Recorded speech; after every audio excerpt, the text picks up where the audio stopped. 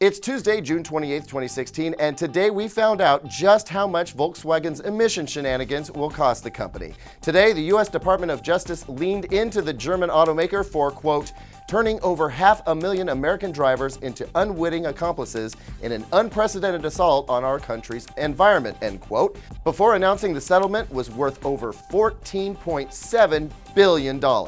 Up to 475,000 owners of the offending Volkswagen vehicles, which don't conform to emission standards, will receive up to $10,000 in payment. And VW will either have to fix those cars to get them back into compliance, end leases, or potentially buy back the vehicles for up to $44,000. Quillian Yates with the DOJ went on to say that the settlement isn't the end of the matter. Oh, no, no, no. VW still faces civil penalties for violating the Clean Air Act and could face criminal charges as well. Nobody likes a cheater, VW, especially when it comes to emissions.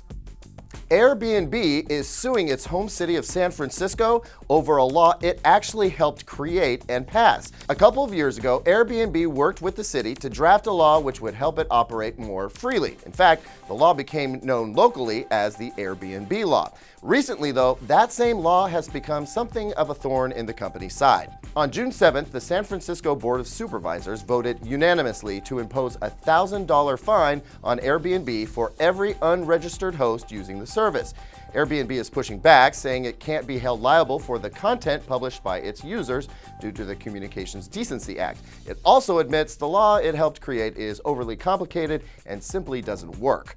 At any rate, if it can't avoid the fines, the company could end up owing hundreds of thousands of dollars in no time at all, unless it pulls invalid listings from its site, which also isn't realistic. The New York Times reports Airbnb is worth about $25 billion, and it's raised more than $3 billion in equity and debt. That being the case, a massive shakedown would cost all involved a lot of dough.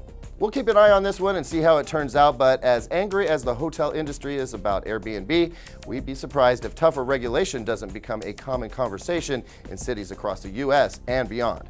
Finally, Google Maps and Google Earth just got some serious upgrades thanks to brand new imagery from the Landsat 8 satellite. That's right, if the last time Google's eye in the sky managed to catch you nude sunbathing in your backyard or perhaps bent over while pulling weeds, those scenes will soon be a thing of the past, as Google has taken new imagery and stitched the best of it all together to create a completely cloud-free, super sharp map of the Earth. Go check it out now and see if you can figure out when your neighborhood was shot. That's it for DT Daily today. We'll see you right back here tomorrow.